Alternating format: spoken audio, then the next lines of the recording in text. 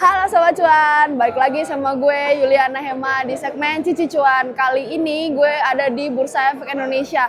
Di spesial untuk kali ini gue ada di pencatatan saham atau listingnya Supa. Kan di episode sebelumnya gue udah beli tuh sahamnya. Nah, spesial untuk kali ini gue datengin langsung gimana sih suasananya. Yuk kita lihat-lihat suasananya.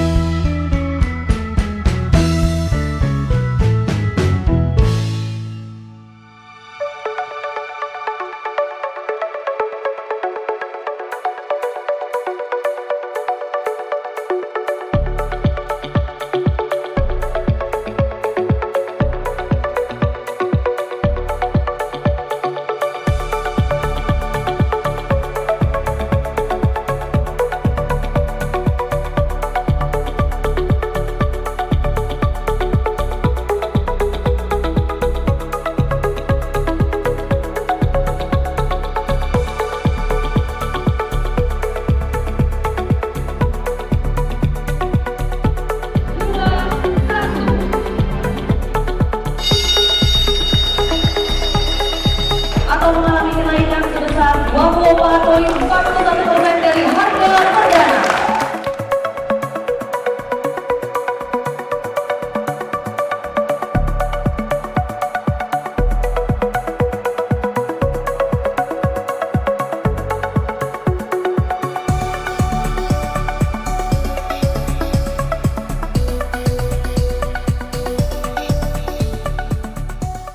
Nah Sobat Cuan, kayaknya nggak afdol kalau misalkan kita nggak ngobrol langsung sama direktur utamanya Superbank. Yuk kita cari.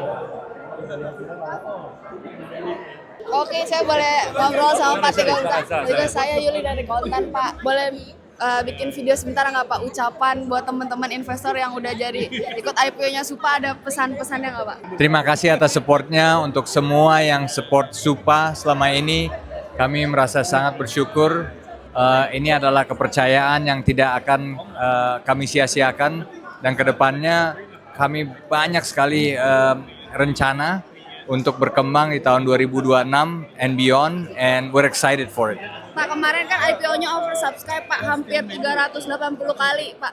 Berarti antusiasmenya luar biasa ya Pak? Ya, kita sangat bersyukur, ternyata banyak sekali yang percaya sama kami, percaya tentang story kami, percaya tentang misi kami untuk memberikan financial literacy dan financial inclusion terhadap semua. Jadi kami sangat-sangat bersyukur. Targetnya arah berapa kali Pak? Wah, itu sih saya nggak inilah. Yang penting kita menjaga kepercayaan, dan kami tahu semua investor melihat bahwa Superbank ini kedepannya sebagai fundamentalnya sangat strong, di support sama ekosistem yang sangat strong dari Grab dan OVO dan juga MTech. Dan kami merasa banyak sekali opportunities di sana yang akan kami kembangkan ke depannya. Oke, terima kasih Pak. Makasih ya. Sukses. Terima kasih, thank you. Nah, Sobat Cuan, sekarang gue ada di Big Screen. Nah, di Big Screen ini biasanya kalau misalkan ada perusahaan baru IPO tuh ada mandatory kayak kewajiban gitu buat foto di Big Screen ini. Jadi kira-kira mau lihat pergerakan harga sahamnya pas perdana listing tuh gimana. Kalau kita lihat di hari perdana ini sukses banget si Superbank ini atau Supa nih arah atau rejection atas, alias tuh kenaikannya udah mentok. Ini kan naiknya berarti 24,41%. Kalau kita genapin 25%. Artinya kalau udah mentok kayak gini, transaksinya nih udah kebanyakan yang beli daripada yang jual. Dan kalau misal kita lihat dari pertama kali buka udah langsung tembus di 790. Nah, kalau ini kan gue syutingnya di hari perdana, mungkin video ini bakal tayang di 1 hari kemudian atau 2 hari kemudian. Nah, kira-kira bakal konsisten arah kayak gini nggak ya?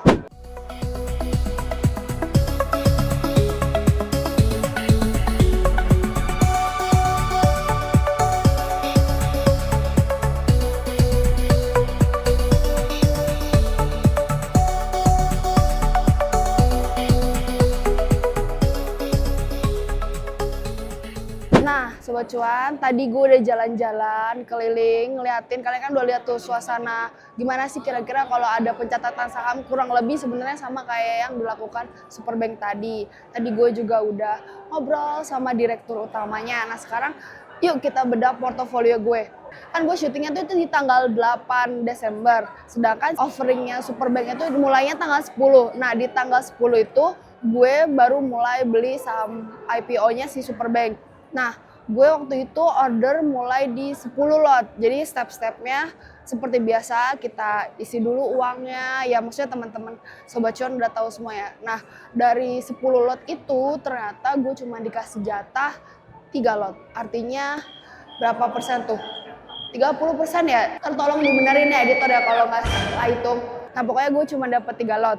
Kalau dilihat, tadi kan kita udah lihat nih di big screen kalau misalkan di hari perdananya dia auto rejection atas atau arah mentok kenaikannya hampir 25%. Berarti posisi portofolio gue sekarang tuh udah di untung segitu nilainya. Gue dapet, kalau kita lihat keuntungan gue dari modal awalnya 190.000 dapat keuntungan 46.500. Jadi total per hari ini per tanggal berapa nih? Tanggal 17 Desember pas IPO-nya Superbank gue udah untung, udah dapat nilainya Rp237. Nah, biasanya kalau dari pengalaman gue, dari analisis gue, itu kalau saham IPO itu kebanyakan dia kenaikannya atau volatilitasnya akan tinggi di beberapa hari setelah IPO. Itu sih tergantung perusahaannya. Biasanya 2-3 hari setelah IPO itu masih tinggi lah animo masyarakat, apalagi di catatannya sekuritas salah satu underwriternya Superbank, IPO-nya ini Superbank tuh ada oversubscribe sekitar 318 kali dari yang ditawarkan. Artikan animo masyarakat tuh banyak nih dan masih ada yang belum kebagian. Dan beruntungnya gue dapat walaupun cuma 3 lot. Nah, terus kedepannya gimana? Enaknya ngapain? Kalau gue sih kayaknya masih nunggu dulu kira-kira bisa arah berapa kali sambil ngeliatin order booknya, kira-kira order jualnya udah mulai ada belum ya, atau order belinya masih tebel nggak ya. Karena kalau dilihat dari posisi per hari ini di sekitar jam 9:30 order belinya masih banyak nih. Nah kalau Sobat Cuan gimana? Kira-kira bakal arah berapa kali nih Superbank? Terus kira-kira kalian mau hold sampai kapan? Atau kalian mau nambah lagi? Kalau udah ada yang berhasil nambah kabarin ya, soalnya susah nih gue nggak dapet. Nah tadi pas registrasi gue tuh dapet voucher kupon souvenir. Nah sekarang gue mau tukar ke depan. Yuk ikutin.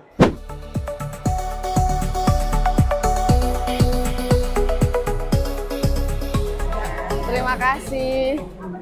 Nah karena gue datangnya sebagai media, jadi dapetnya souvenirnya kayak gini teman-teman Sobat Cuan. Kalau kita buka dapet tas isinya Superbank sama dapat apa ini? Dapat power bank. Nah, segitu aja liputan gue, jalan-jalan gue di Main Hall Bursa Efek, di liputannya, di listingnya Superbank. Sampai jumpa di episode berikutnya, kira-kira bahas apa lagi ya? Jangan lupa like, komen, dan subscribe. Dadah. Keputusan bisnis terbaik datang dari data, bukan tebakan. Mudah berlangganan Business Insight dengan subscribe with Google.